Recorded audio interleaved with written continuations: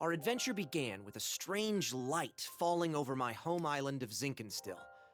I chased it to the impact site, where I found a blue-haired girl named Lyria and a knight, Catalina. The girl was shaken, and pretty soon I learned the reason why. She was on the run from Erste Empire soldiers. I knew an unfair fight when I saw one, so I stepped up to protect Lyria from those awful tyrants. Catalina and I fended them off well enough, but when their backs were in the corner, they released a fire-breathing hydra. It charged me, sending me flying into the tree line. Moments away from death, all I could think about was Dad. He'd been the one who trained me, and he'd done a great job, but...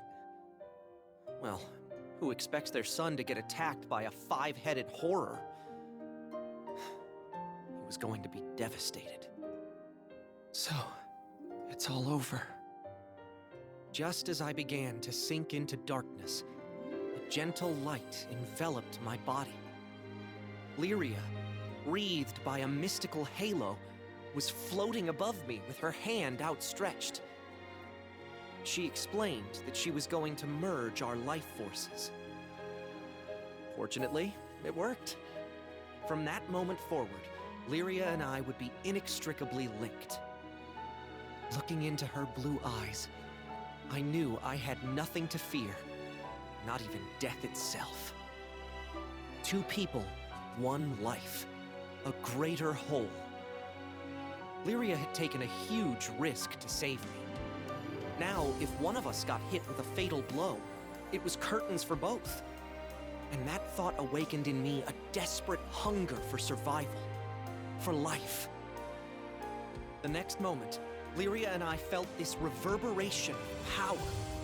The torrent of emotion rushing from me had awakened something. Darkness and flame swirled around us, coalescing into a massive dragon, Bahamut. With him on our side, we made short work of the Imperial Hydra.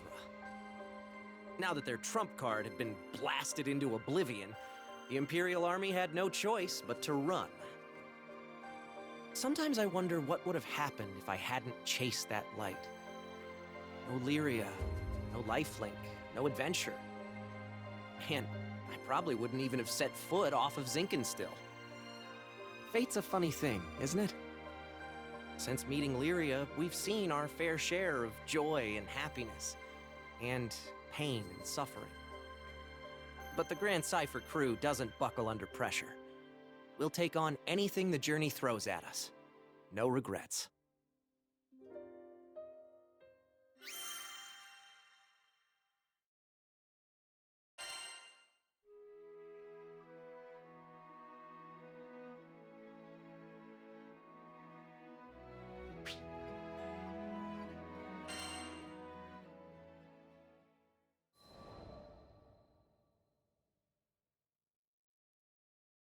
Now, where was I? Oh, right. We just humiliated the Empire, who probably had reserves waiting somewhere close by. We realized we needed to get off Zinkenstill. Fast. The Empire was not going to rest while Lyria was on the loose, and I figured that since we shared a life force now and all, it was in everyone's best interests if we stayed together. Plus, I'd always wanted to explore the far reaches of the skies, though doing it on the run, not what I had in mind. There was so much to think about, so much to decide. But all those plans could come after we had escaped Zinkenstill. I didn't want a whole army, this time with, 30 Hydras marching on my home island. And, well, I had another, more personal reason for wanting to leave. Before I knew it, our journey was at an end. The end. As in, we'd reached the end of the skies. My son, I'm waiting for you on Estalucia. I thought about Dad's letter. I missed him. When I was young, he would take me to the edge of the island, and we'd sit there, admiring the clouds. I wanted so badly to explore those skies, just like Dad. I had to see him again. And now, I wouldn't have to make that journey alone. With Vern, Lyria, and Catalina at my side, we commandeered a small Imperial craft and set out for the greatest of destinations, Estalucia.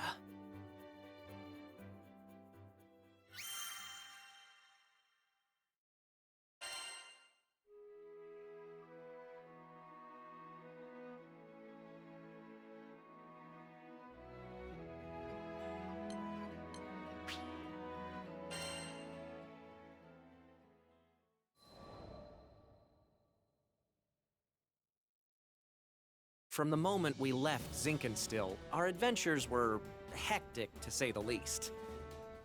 Catalina, who claimed to be an experienced pilot, crashed our small vessel onto the gusty fields of Port Breeze. But we quickly pulled ourselves together and found a new ally, and helmsman, in the form of Rackham. Since then, we gained more and more allies, and no matter what obstacle we faced, the crew always worked in tandem to find a solution. It's all thanks to their support that I've made it this far. And what a wild ride it's been. To think I had never even set foot off of Zinkenstill. But now, I can't even count the number of islands we've saved, let alone visited. Sure, being a roving band of heroes is difficult, but it's got its perks. New faces, new places, and a whole airship's worth of fun. Who could pass this life up? Anyway, we've just begun the next chapter of our adventure. We discovered another piece of the sky map, which led us to Zega Grande. Yeah, a whole new skydom. Just imagine the danger, the promise. But I knew it was going to be fine. Just another set of memories to add to our ever-growing collection. I hope you're ready, Zega Grande, because here we come.